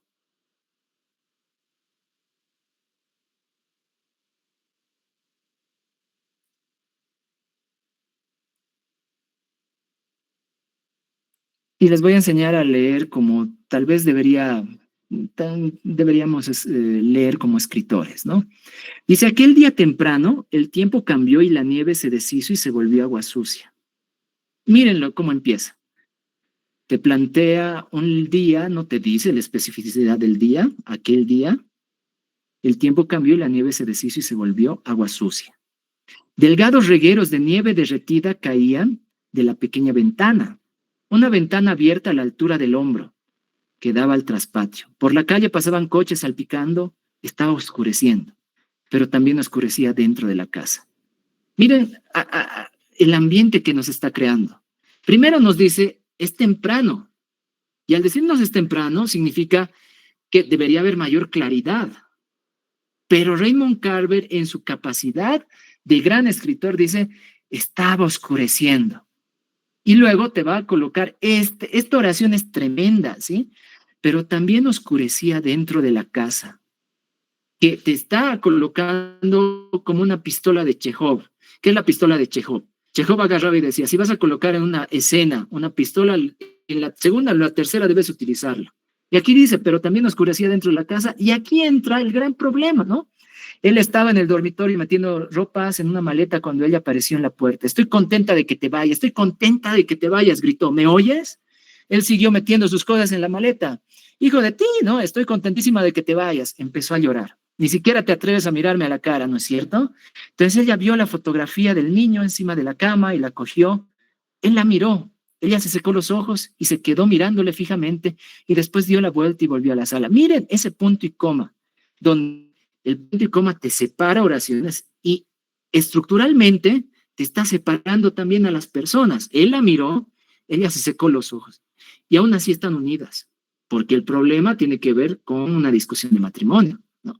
El punto y coma está colocado de una forma genial, ¿no? Es maestro Raymond Carver al colocar ese punto y coma. Trae eso aquí, le ordenó él. Coge tus cosas y lárgate. Esto ella. Él no respondió, se puso el abrigo, miró a su alrededor antes de apagar la luz, luego pasó a la sala. Ella estaba en el umbral de la cocina con él en los brazos. Quiero al niño, dijo él. ¿Estás loco? No, pero quiero al niño. Mandaré a alguien a recoger sus cosas. A este niño no lo tocas, le advirtió a ella. O sea, parece como si fuese una especie de... espérame un ratito. Parece como si es una discusión, ¿no? Que pueden tener los esposos separando, ¿no? Y aquí entra lo espectacular. El niño se había puesto a llorar y ella le retiró la manta que le abrigaba la cabeza. ¡Oh, oh! Exclamó ella mirando al niño. Él avanzó hacia ella. Por el amor de Dios, se lamentó ella, retrocedió unos pasos hacia el interior de la cocina. ¡Quiero al niño! ¡Fuera de aquí! Ella se volvió y trató de refugiarse con el niño en un rincón detrás de la cocina, pero él les alcanzó, alargó las manos por encima de la cocina y agarró al niño con fuerza. ¡Suéltalo!, dijo. ¡Apártate, apártate!, gritó ella. El bebé congestionado gritaba. En la pelea tiraron una maceta que colgaba detrás de la cocina. Él la aprisionó contra la pared, tratando de que soltara al niño. Siguió agarrando con fuerza al niño y empujó con todo su peso. ¡Suéltalo!, repitió. No, dijo ella, estás haciendo daño al niño. Le estoy haciendo daño. Por la ventana de la cocina no entraba luz alguna. Ya, qué interesante la escena, ¿no? Estábamos temprano, pero aquí dice no entraba luz alguna. Hay una oscuridad tremenda. En la casi oscuridad, él trató de abrir los aferrados dedos de ella con una mano, mientras con la otra agarraba al niño que no paraba de chillar por un brazo cerca del hombro. Ella sintió que sus dedos iban a abrirse, sintió que el bebé se le iba de las manos. ¡No!, gritó al darse cuenta que sus manos cedían. Tenía que retener a su bebé. Trató de agarrarle el otro brazo. Logró hacerlo por la muñeca y se echó atrás, pero él no lo soltaba. Él vio que el bebé se le escurría de las manos y estiró con todas sus fuerzas. Así, la cuestión quedó zanjada. Miren esta palabra, zanjada. Pregunta. ¿Qué parece que sucede al final del cuento? Ya, dice no había nieve y por tanto oscuridad, aunque sea de día, sí puede ser, pero por algo coloca la oscuridad, porque también hay una oscuridad dentro. Y es macabro este cuento, ¿no? Es tremendamente macabro. Hay algunas manos levantadas. A ver, esperen un ratito. Montoya. Hola, ¿qué tal? Hola. Yo, la verdad, estoy acostumbrada a las historias del Wilmer. Soy gran fanática de él, así que yo esperé todo lo peor. Yo esperé que murió el niño, la verdad, para serte franca. Ya, para ti ha muerto el niño, ¿no? Ya. La verdad, o sea, entre tanto jaloneo, puede ser que los dos padres al jalonear le hicieron caer al niño, murió o lastimaron un brazo, porque tampoco indica, o sea, nos da a entender que es un bebé, pero no nos dice de cuánto tiempo. Ya, Entonces, como un bebé de hecho ya es frágil, lo más probable es que puede haber pasado cualquier catástrofe con relación al bebé. Perfecto, lo que tú me dices puede ser, ¿no? Con esta palabra sí puede ser. Miren, volvamos aquí arriba. Miren, lo que está entre guioncitos. Delgados regueros de la nieve derretida caían de la pequeña ventana, una ventana abierta a la altura del hombro. Miren cómo lo hace Raymond Carver, ¿no? Al inicio ya te está planteando algo. Obviamente no te lo va a decir. Tampoco te dice si ha muerto o no ha muerto. Pero miren, una ventana abierta a la altura del hombro. Hay ventanas en ese sentido, sí puede haber, pero te lo coloca por algo. Y un buen lector lee desde esa forma y a partir de esa forma, lo que te plantea es, ahora sí ya entiendo esta lectura y tal vez puedo escribir utilizando estos elementos. ¿Se dan cuenta? Ahí está la magia de la literatura. Fer, querías hablar. Sí, justamente, también comparto con la compañera. También creo que el niño fallece, pero cayendo desde la ventana, ¿no? Es muy interesante ese final. Y del Minotauro también, en sí, ese me ha volado la cabeza, en sí. Gran recomendación. Sí, ¿no? O sea, es de la versión, ¿no? O sea, todos conocemos la historia de Teseo, ¿no? Que además era mal tipo, ¿no? Al final le deja a Ariadna en la mitología con Dionisio, se casa Dionisio con Ariadna y el otro se va, ¿no? Se convierte en rey y al final va a quedar en el inframundo, ¿no? Es una historia bien triste, digamos, ¿no? Pero gracias, Fer, ¿no? Ahí está, ¿se dan cuenta? La ambigüedad es importante. Vas a volver a querer leer este cuento, aunque es corto, vas a querer volver a leer en el sentido de, ya, ¿no? Esto está sucediendo, ¿qué ha pasado realmente? ¿Qué ha sucedido con el niño? Ese es un buen cuento, al que regresas. Y si queremos escribir este tipo de cuentos, tenemos que ver la estructura que tiene este cuento. Y a partir de eso nosotros, ahora sí puedo utilizar una estructura tal vez similar. Obviamente cuentas tu propia historia, ¿no? No haces ningún plagio, pero estás siendo buen lector, ¿sí? Ahora sí, mil disculpas, Analu, te he dejado mucho tiempo levantando las manos. Dime, Analu. Ya, quería saber, para hacer un relato, relatar algo realmente que es cierto, algo que ha pasado, ¿cómo podemos darle vida y que no suene solo como un relato o que es algo contado? Ya. Hay algo dentro del mundo de la literatura que se llama verosimilitud. ¿Y qué es la verosimilitud? Al fin y al cabo, la verosimilitud son las reglas que tiene tu mundo que estás creando. Si en tu mundo, por ejemplo, todos van a vestir una chaqueta roja, es tu mundo y tus reglas. Si en tu mundo, por ejemplo, no existe la gravedad, es tu mundo y tus reglas. Pero tienes que ser drástico con esas reglas, llegarlos hasta el final, esas reglas. Hay una escritora que me gusta mucho, que es Ursula K. Le Guin, que escribe libros de fantasía y que las reglas que tiene dentro de esos mundos, por ejemplo, la palabra es muy importante dentro de uno de sus mundos, dentro de esas novelas. Lo que pronuncias es, ¿no? Hay otro escritor que me encanta también mucho, que habla respecto a he terminado de leer una novela que se llama Chaco, que es de un escritor boliviano. Lo ha sacado recién la editorial El Cuervo, que les recomiendo, ¿no? El mundo que te crea, obviamente, puede que haya sido la guerra del Chaco así, sí, pero él hace énfasis en varias cosas. Hay 5 cosas que me han gustado mucho. Les voy a hablar solamente de una. Las arañas que habían en el Chaco. Él explica en su relato, narra, las arañas tenían el tamaño de un pollo pequeño. ¿Ya te has imaginado eso? ¿Ya te imaginas? O que mientras están yendo en camioneta, ven caer cosas negras a los soldados y eran telarañas que habían estado pasando y caen arañas en los cuerpos de las personas. Y justamente va a terminar casi la novela donde hay un paraguayo que ha muerto y que tiene las manos crispadas como patas de araña. ¿Cómo se imaginan eso? ¿Se dan cuenta? Tiene sus propias reglas, ha generado eso. Es como en el relato La Paraguaya de Sangre de Mestizos. Si ustedes leen el relato La Paraguaya de Sangre de Mestizos, las moscas, lo negro, tiene una importancia determinada. Son esas reglas que te plantean. Entonces, Analu, contestando a tu pregunta, para generar verosimilitud, debes generar ciertas reglas en tu mundo. Aunque parece que Cortázar no tuviese reglas, Rayuela tiene reglas bien interesantes. Utiliza el poder de la palabra para generar neologismos y te genera una desestructura, porque es la desestructura del jazz. Así se escribe una persona que ama el jazz, ¿no?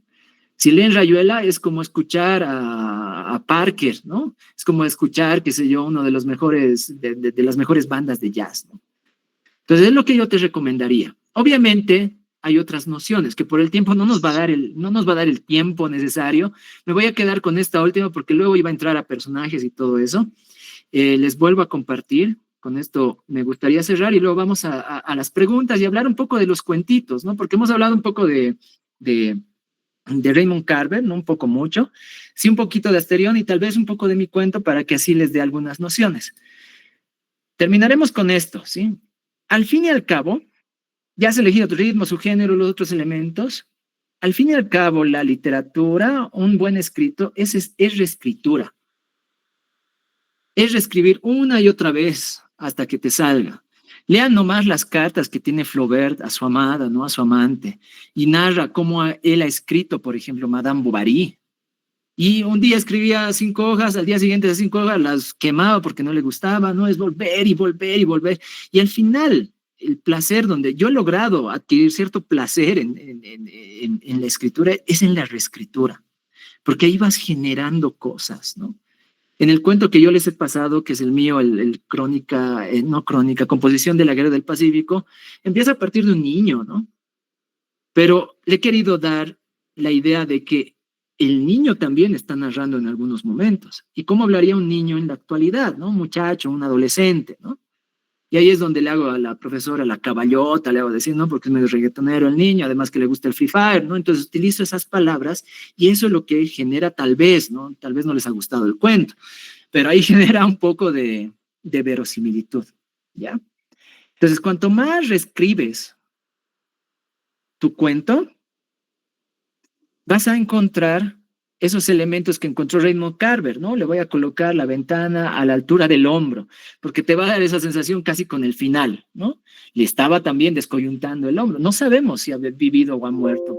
Eso es lo interesante de este cuento, ¿no? Para el Fer, para algunos, no, para mí ya lo ha matado, pobre niño, ¿no? Otros van a decir, no, esta es la historia de Salomón, ¿no? Hay que dividir a la mitad, cada uno se queda, ¿no? Pero algo tiene mucha más profundidad esta mecánica popular. De hecho, el título, Mecánica Popular, era una revista donde se construían cosas o se partían algunas cosas, ¿no? Eso es una revista estadounidense, ¿no? Entonces, en la reescritura está el gusto, pero no es reescribir todo el tiempo. En algún momento vas a tener que publicar. De hecho, hay escritores, les pongo un ejemplo, el de Cerco de Penumbras, ¿no? Incluso cuando ya estaba a punto de ser impreso, el imprenta, todavía le ponía algunos elementos, ¿no? Tolstoy hacía eso, ¿no?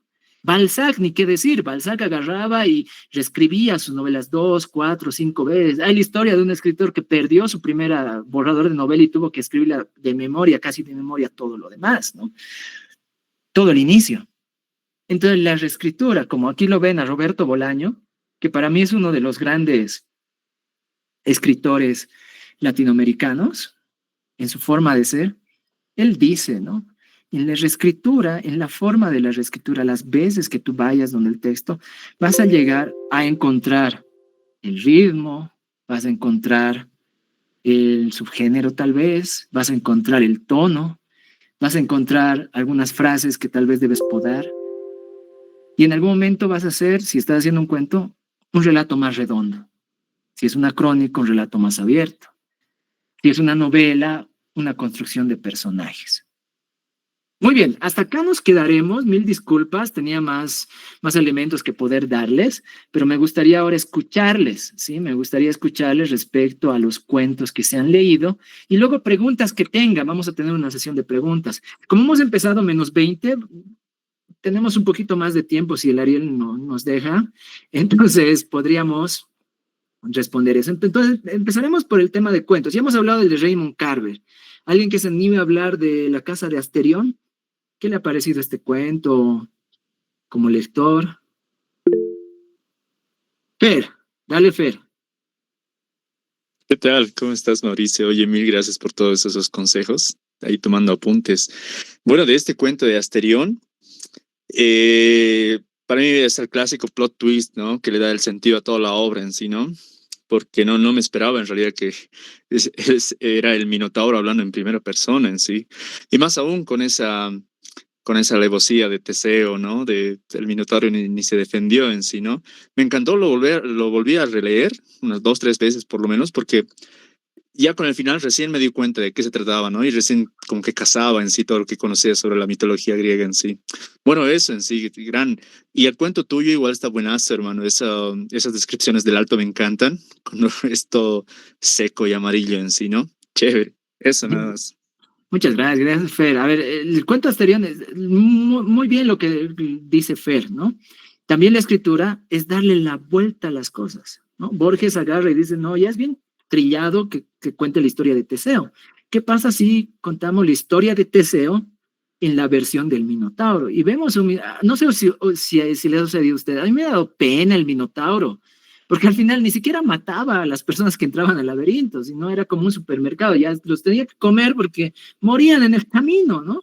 Y algunos los quería ayudar, pero ya no los podía ayudar, ¿se dan cuenta? Entonces, eso es, la escritura también es darle la vuelta a las cosas, ¿no? Si, por ejemplo, tenemos la historia del gran héroe Eduardo Avaroa, a ver, le daremos la vuelta a Eduardo Avaroa, contado desde la vista de un chileno, ¿cómo sería Eduardo Avaroa, ¿no?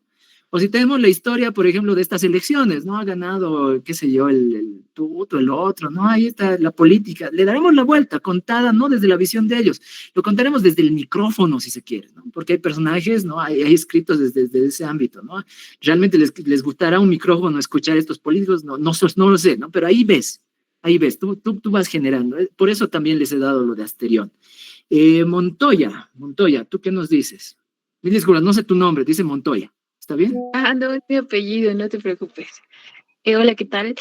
Yo la verdad no soy mucho de mitología, así que lo vi, lo leí así muy rimbombante y dije, no, no es mi estilo, perdón. No, Pero está sí te súper. puedo decir que me encantó tu cuento. ¿Por qué? Porque, o sea, no sé si conoces a Gabriel Mamani, Sí. con Seúl, Sao Paulo. Entonces, me transporté a ese alto por la descripción que tú manejaste y me pareció súper interesante, curioso. Y es pues así la ciudad del Alto, o sea, es bien árida, no tiene vida, es seca. Y los niños ahí no tienen como que, o sea, tienen ese ritmo, ¿no? Como te decías, reggaetonero, no es tan culto como podríamos decir. Entonces me gustó. Pero lo que más me gustó, no te voy a negar, fue el final. El mar es mamá. Ya. Porque, o sea, el niño estaba atravesando quizá una época de rebeldía, pero como cualquier niño, un niño puede extrañar a su mamá. Y me conmovió tanto, o sea, ver a un chico tan rebelde que ya se enfrenta con la profesora, ya le dijo una sarta de cosas, pero al final muestra al niño frágil que es. Súper, muchas gracias. No, de Muchas lo que sí te gracias, puedo más decir, el bien. Alto es muy culto, ¿no? O sea, ¿para qué? Tenemos muy buenos escritores en el Alto, de hecho, Cuya Reina, que ha hecho Los hijos de Goni, qué tremendo libro, ¿no? El mismo Fer es, vive en el Alto, para mí es el respeto para mí el Alto, porque es una ciudad que está creciendo y que está descubriendo su propia voz. Hay algo con lo que nosotros paseños, porque yo vivo acá en la ciudad de La Paz y he nacido acá en la ciudad de La Paz, nos tenemos que enfrentar, porque ya hemos tenido escritores grandes acá en la ciudad de La Paz, ¿no? Gigantes, ¿no? A René Vascopé y todos ellos que te hablan acerca de un tipo de La Paz. Y lo que yo quise hacer, como tú lo ves, ¿no? Es agarrar y generar un poco de humor, pero ese humor que lo veo con mis estudiantes, pero no es el Alto en realidad, es mi mundo del Alto, es mi versión del Alto, ¿no? Y ahí es donde entra el elemento verosimilitud. Te lo has creído, y al creértelo, tal vez yo he logrado eso, ¿no? Que tú creas que la realidad se ha comparado casi a esta ficción que ha creado. No, muchas gracias, Montoya. ¿Alguien más que quiera hablar acerca de de los cuentos, de alguno de los cuentos? Carola. Aló, buenas noches. Primero, dar las gracias al Club de Lectura de La Paz, a ti, Ariel, sobre todo, por darnos la oportunidad. Hablarte de la casa de Asterión, o sea, mucha filosofía que me ha puesto a pensar, ¿no? Vivimos presos de nuestro propio destino y eso me mataba, que cuando entran al laberinto, no es que el Minotauro quería matarlos, creo que no les quedaba otra. Y con respecto a tu libro, como tú dices, realmente me lo he creído. O sea, esa esa forma de escribir que tienes, que nos hace entrar a ese mundo. Me ha encantado muchísimo. Más bien darte las gracias por esta oportunidad y por compartir este momento. Gracias. No, a ti, gracias, Carola. De hecho, son 3 diferentes textos, ¿no? Yo prefiero mucho el de Raymond Carver porque como es cortito, puedes analizarlo muy bien, pero además es bien macabro, ¿no? Ese es terror, ¿no? Creo que alguna de ustedes levantó la mano respecto al terror, ¿no? Ese es un terror, un tipo de terror, ¿no? El cuento de Asterión, como bien lo han dicho, a Borges le encantaba la mitología. De hecho, cuando encontraron su casa, la casa de Borges, creían que tenía todos los libros del mundo, porque parece un gran lector. Pero ¿saben qué tenía? Tenía la Biblia, la Enciclopedia Británica, y con eso se batía solito. O sea, realmente era muy capo, ¿no? Y ahí me gusta utilizar mucho las referencias, ¿no? Mad Max, ¿no? Esos elementos de películas, porque mi vida también yo soy muy cinéfilo, entonces utilizo esas referencias y te hago creer que esas referencias son parte de algún momento, ¿no? Por eso, como decía Montoya, ¿no? O sea, realmente le ha parecido el alto. Entonces, ¿por qué les he planteado esto? Ustedes eligen el tipo de escritor que van a ser. Y como dijo Montoya, a mí no me ha llenado la casa de Asterión, ¿no? Perfecto, ¿no? A ella no le ha llenado la casa de Asterión, pero a ella le ha llenado otro tipo de cuentos.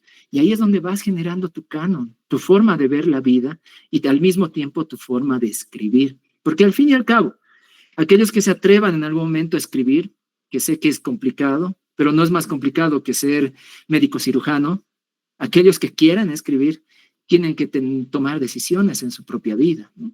Mis decisiones han sido un poco por el humor, la realidad social, mi cultura boliviana, el cine. Eso he tratado de fundirlo en mis cuentos y en mis historias.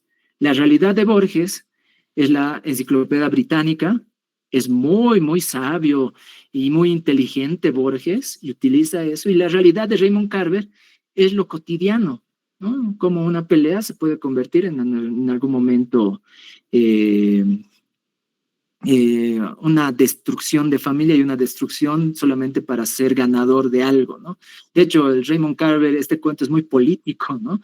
Básicamente, pónganse a pensar si ese niño fuera Bolivia, ¿no? Y los que se están enfrentando no es una mujer y su esposo, ¿no? O la esposa y el esposo. Son Paz y Tuto, ¿no? Tiene mucho político, pero ese es otro tipo de electricidad jalada de los pelos, ¿sí?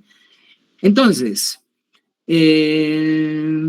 ya son las 24, ¿sí? Sí han tenido acceso tal vez a este material de lectura, pero algunos no han podido leerlo, ¿no? Ahora, vayamos a unos, tal vez, 3, 4 preguntitas, si tienen alguna duda respecto a lo que les he dicho, para que pueda ahondar un poco en estos elementos. Y mi compromiso, como con Ariel, gracias por la invitación, ya hemos empezado estas sesiones, me gustaría hacer en algún momento un taller, que es diferente, ¿no? Ahí es donde lees textos, donde les puedo enseñar, ¿no? Podemos ir aprendiendo juntos, ¿no? Como en algún momento lo hice Wilmer Urrelo, ¿no? Pero vámonos a las preguntas porque la virtualidad nos da ciertas posibilidades. A ver, vámonos por Claudia Céspedes y luego Carlos. Buenas noches. En lo que vamos hablando ahora, he escuchado lo que nos dices del estilo y que sí, cada quien tiene, ¿no?, su estilo en función a lo que creo que lo que más le gusta leer. Uno va haciendo, ¿no?, su estilo, su propia escuela. Pero esto de que uno debería escribir en cierto, tener ya como un formato, no podría llegar a encerrarte, porque tal vez yo soy, no sé, pues me gustan las historias más trágicas o a veces las historias más domésticas. Sí, en el estilo, en las palabras vamos a encontrar algo, pero seguir un estilo así no te encierra, no es una forma de limitarte, que es lo contrario a lo que te hace la lectura y la escritura, ¿no? Que es crear tantas opciones, tantas maravillas como tu cabeza pueda pensar. ¿No corremos ese riesgo? Ya, a ver, voy a tratar de dar esta respuesta. Yo también soy profesor. Yo les enseño a mis estudiantes un poco de literatura. Y cuando ellos se quieren empezar a escribir, cuando quieren dar su inicio a la escritura, te voy a hablar desde el ámbito pedagógico. El aprendizaje empieza primero con la copia. Luego de copiar, reproduces, después de reproducir, produces y luego creas. A veces nos queremos saltar esos pasos, ¿no? Y cuando te saltas esos pasos, te frustras. Yo he tenido muchos años, te puedo decir, he habitado el mundo del bloqueo de la escritura por el mismo hecho de que en la carrera, en literatura, te decían, no, ya hay gente muy grande, no te vas a poder comparar a ellos, ¿no? Y me ha metido esa idea medio loca. Pero a partir de eso, como tú dices, sí puede ser como una especie de chaleco. Pero es bueno conocerlo, porque tal vez dentro de ese chaleco descubras tu propia voz. Y si descubres tu propia voz, ya estás listo para salir adelante con tu propia escritura. O sea, no les estoy dando pasos para poder escribir, porque la escritura sí se puede elaborar en talleres, pero los pasos suena bien a reglas, suena bien a mandamientos, y la literatura, como tú bien dices, Claudia, no está hecha de mandamientos, sino de intuiciones. Pero si adquieres estas intuiciones, vas a poder entrarte a otros elementos que no he tocado ahora, que son mucho más complicados, porque son varios niveles que tiene una escritura, ¿no? Entonces yo te planteo esto, ¿no? Empieza viendo tonos y todo lo demás de otros escritores, encuentra tu propia voz, ya luego ve produciendo, y luego crea, inventa. Tenemos a Gabriel García Márquez, el gran ejemplo. ¿Han leído sus primeros libros? Sus primeros libros son bien de tinte realista, son Faulkner. Es William Faulkner. De hecho, su primer libro, que se llama La hojarasca, si no me equivoco, te habla acerca de un entierro. Lees a Faulkner, tenemos a Faulkner, una novela de Faulkner que es muy similar. Pero en algún momento se desapega de Faulkner y se crea a sí mismo. Wilmer Urrelo también es un buen ejemplo. Su primer libro, Fantasmas Asesinos, es muy Mario Vargas Llosa. Pero si lees Hablar con los perros, ya es Wilmer Urrelo. Y si lees El Chicuelo, dices Wilmer Urrelo en toda su gloria. Pero así hemos empezado los escritores. Al fin y al cabo, no deberíamos tener miedo a los que nos antecedieron, porque ellos nos dan el material necesario para ser nuevos escritores, nuevos tipos de escritores, ¿no? Pero eso te lo da también la edad, ¿no? Yo cuando era muy joven, yo agarraba y decía, no, yo voy a destruir el canon y todo lo demás, ¿no? Al final descubrí que ese no era el camino, ¿no? This is the way, como dice el mandaloriano, es tal vez este camino que te estoy mostrando, ¿no? Pero es un camino, hay varios, ¿no? Hay muchos caminos diferentes. Carlos, dime, Carlos. Sí, primero, muchas gracias, Mauricio, y también a Ariel por abrir estos espacios, ¿no? Para motivar también a cómo se puede seguir esta línea de escribir. Tú dijiste que en algunos casos uno puede planificar, ¿no ve? Los arquitectos y demás. En esta mecánica popular de Raymond Carver, dijiste, entonces hay que descubrir la estructura. No sé si puedes comentar un poquito cuál es esa estructura, por ejemplo, ¿no? Sin ser muy rígidos, digamos, pero hay una estructura en la que se puede permitir, por ejemplo, entender o motivar a escribir, por ejemplo. Gracias, Mauricio. No, de nada, Carlos. A ver, rápidamente voy a hablar un poco de la estructura de mecánica popular. Empieza como un cuento de hadas, porque dice, aquel día, ¿no? ¿Se acuerdan de los cuentos de hadas? ¿No? Es en un lugar muy lejano, en aquel tiempo remoto, ¿no? Te plantea de eso. Luego te pone el ambiente, ¿no? Hay nieve, está oscuro, y luego ya empiezan los personajes y la lucha de personajes a través de diálogos. Y termina, después de esta lucha de personajes, con el narrador que te deja con una palabra que genera la ambigüedad, ¿no? La palabra zanjado, ¿no? Si lo analizamos bien, tiene más o menos esa estructura. Obviamente sí, tiene introducción, desarrollo, conclusiones, pero yéndonos más a la estructura, está hecha de esa forma, si te das cuenta, ¿no? Esa sería, a grosso modo, porque podemos hablar en más detalle de la estructura. Por eso les recomiendo un poquito que lean de Salva al Gato, ¿no? Te va a hablar de estructuras, de actos, ¿no? De actos que tienen dentro del mismo relato, ¿no? Ruth. Dime, Ruth.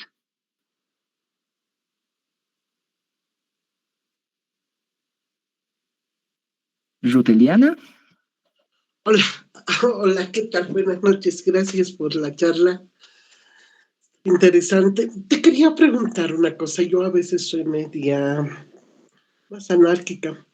No sé si los grandes que han escrito tantas cosas tan de los todos que has mencionado, pensaban al escribir en lo que tú dices, ritmo, tono, estructura, o eran simplemente personas que leían mucho, que tenían mucho en la cabeza, mucha vivencia y tenían ahí una escritura lista. Alguna vez a García Márquez en una de sus conferencias oí decirle que las cosas nacen de las vivencias y del corazón. No, no hay arte para enseñar en la escritura, sino que es lo que tú vas sintiendo y expresando. No son los académicos los que complican para no escribir. A ver, te voy a dar la respuesta de Gabriel García Márquez, ¿no? Gabriel García Márquez era un personaje cuando hablaba en sus entrevistas, ¿no? Porque te hablaba de buen tipo, no bailaba cumbia y todo eso. Pero dentro de la historia de cómo hace 100 años de soledad, termina 100 años y quema su estructura. Antes de publicarlo, decide que esas hojas donde ha planificado, para que nadie sepa cómo lo hizo, decide quemarlas. Como lo hace dentro de la novela, si ustedes han leído 100 años de soledad, uno de los personajes quema unos papeles, ¿no? Es lo que hace Gabriel García Márquez, porque él cree, cuando leemos a Gabriel García Márquez, no, qué espontáneo, qué capo Gabriel, no, él era muy planificador, como Mario Vargas Llosa. De hecho, Mario Vargas Llosa tiene un libro que se llama Historia de un deicidio, que analiza toda la obra de 100 años de soledad, que luego de que se pelean le prohíbe publicar y ahora otra vez se ha publicado, que te recomiendo que lo leas para que puedas descubrir la estructura que tiene Gabriel García Márquez. Cuando eran muy buenos amigos le dice, este es mi regalo de doctorado para ti, a Gabriel García Márquez. Y Gabriel García Márquez, ¿y cómo has hecho esto? ¿Cómo has descubierto mi estructura? Le dice. Entonces, es nomás, no sé si tildarlo de falsedad, pero sí les podría tildar de que aquellos grandes escritores que dicen en sus entrevistas, no, yo viva la espontaneidad, hay muy pocos. De hecho, como te digo, Jacques Oriol era muy capo, ¿no? Él hacía la estructura en su mente, porque hay escritores que hacen su estructura en su mente. De hecho, Cortázar trabajaba en un lugar donde envolvía regalos. Y mientras envolvía los regalos, decía que era el mejor momento para encontrar en su mente la estructura para sus cuentos. Entonces ellos lo piensan, ¿no? Ahora, desde el lado académico, es diferente analizar la obra, ¿no? Analizar la obra es diferente, tiene diferentes lecturas. Una obra tiene diferentes lecturas, pero es diferente verlo desde el ámbito de escritor. ¿Cómo has unido palabras? ¿Cómo has utilizado una coma? ¿Cómo has utilizado un punto? Porque hay una necesidad de utilizar esos elementos para generar algo en el lector. A eso yo le llamo estructura, ¿no? Y eso también Piglia lo va a llamar estructura, Humberto Eco lo va a llamar estructura, los escritores utilizan eso, ¿no? Tenemos a Teresa. Teresa, tú eres la última, Teresa. Sí, buenas noches. Primero agradecerte por esta charla, ha estado súper interesante. Mi pregunta es la siguiente, con tu experiencia, si nos podrías dar 3 consejos para las personas que están empezando a escribir. Gracias. 3 consejos. A ver, primer consejo, ya casate, ¿no? Porque como a Chesterton, mi esposa en algún momento me dijo, ¿sabes qué? Si quieres escribir, empieza a escribir y a Chester, ¿saben qué es lo que hacía su esposa? Le cerraba con llaves en su casa hasta que no saque un cuento, ¿no? Porque tenía que vivir de la escritura. Ya, eso es mentira. Ya, el primer consejo que yo te podría decir es, aprende a leer, pero a leer como lee un escritor, subrayando. De hecho, hay escritores de extremos, ¿no? Mario Vargas Llosa cortaba las novelas para ver cómo estaban hechas, ¿no? El adverbio y todo, no lleguen a esa locura. Pero por eso en el texto tienes en los márgenes para poner anotaciones, esas anotaciones y todo eso. Si yo les mostrara cómo son los borradores, tal vez hagamos una charlita sobre eso. Los borradores, por ejemplo, de Dostoyevsky y todo eso, están llenos los libros que han leído, incluso el creador de Ulises, ¿no? El escritor de Ulises, ahí están llenos de palabras, de frasecitas, porque un buen lector no se contenta con pasar página, sino va develando la estructura de su propio, de libros de otros escritores, ¿no? Hemingway tenía mucha envidia de Faulkner, porque él decía, que tenía muchas palabras que no estaban bien conectadas, pero luego generaba el mundo tremendo. Les recomiendo, por ejemplo, de William Faulkner, Santuario, una novela que no quiso escribir, pero que está bien hecha, ¿no? Lo hizo por dinero, sí, pero ha hecho una obra maestra. O Luz de Agosto, ¿no? 2 novelas tremendas de Faulkner, que no es lo mismo con Hemingway. Hemingway, en sus cuentos es muy capo, que utiliza elementos pequeños. El primero consejo, sé buen lector, aprende a ser buen lector. ¿Y cómo aprendes a ser buen lector? Con estos libros que te hablan de cómo develar. Es como cuando ustedes tejen, ¿no? O cuando nosotros tejemos o cosemos algo. Solamente vemos la parte superficial, pero por dentro está lleno de hilos medio raros. Así también es la escritura. Así descubrimos. Lo primero. Segundo, no les podría decir que tengas todos los días escriben, porque había escritores que no escribían todos los días y que han sacado obras maravillosas. Cortázar es uno de ellos, ¿no? Él se consideraba cuando ya estaba lleno de algo, lo sacaba, pero deberías tener más o menos cierta rutina, aunque no me gusta esa palabra rutina, sino días, horarios para poder escribir, darte ese tiempo, ¿no? Darte el tiempo para poder escribir. Ya después de una planificación, en mi caso, no les voy a decir que ustedes hagan eso, yo planifico, ya empiezo a escribir. Y ese tiempo lo voy alargando hasta terminar el cuento o el relato que yo quiero generar. Entonces, ese tiempo es sagrado para mí. ¿Y sagrado qué significa? No debo estar con internet, no debo tener el celular encendido. De hecho, yo escribo a las 5 menos cuarto de la mañana porque nadie, ni hasta mi esposa está durmiendo, digamos, ¿no? Entonces, ahí es donde se van generando la escritura. Y el tercer momento, que yo creo que es el más importante, es la reescritura. Reescribe y reescribe y reescribe hasta que saques una oración bien pulida. Es más o menos lo que decía Beethoven. Han escuchado las canciones de Beethoven, son bien sencillitas, de hecho eso nos enseñan en básico, ¿no? En primaria. Ta, ta, ta, tan. Pero lograr esa sencillez significaba trabajar tanto en su música para generar esa sinfonía. Y es lo mismo la escritura, que te da la sensación, por ejemplo, los cuentos que hemos leído, que son bien sencillos, que han podido ser hechos de una sentada, digamos, pero no, te dan esa sensación. Y esas sensaciones son a partir de escritores que han trabajado en la palabra y han llegado a un momento donde te da la sensación de que son sencillos. O sea, imagínense, Raymond Cabré, ¿saben cuánto ha tardado en escribir Mecánica Popular? 5 años. ¿No? De eso no te va a hablar, digamos, ¿no? Cuando estás leyendo el texto no tienes esa idea. Pero 5 años, imagínense, 5 años para escribir un texto que ni siquiera es 2 páginas, porque son casi 2 planas, pero está muy bien hecho. Pero hay otros escritores que son mucho más capos. De hecho, Víctor Hugo hizo Los Miserables, que son más de 3,000 páginas en menos de 2 años. ¿Se dan cuenta? Cada uno tiene su tempo. Como les dije, tiempo también en la vida de la escritura. Pero escribe, reescribe, lee. Son los 3 elementos. Pero un lector como un escritor. Y eso tal vez lo podemos ver en alguna otra charla, ¿no? Pero me gustaría en talleres, ¿no? Porque un taller te ayuda a poder determinar, ver los elementos. Tal vez lo último que para decirles a ustedes, si la literatura que están haciendo parece artificial, no estás haciendo literatura. Los mejores escritores parece que quisiesen con palabras sencillas, con palabras bien de nuestro vocabulario. Y si logras eso, realmente estás yendo tal vez por buen camino, ¿no? Pero obviamente la literatura tiene otros elementos más y eso lo vamos a ver en nuestra siguiente charla, ¿sí?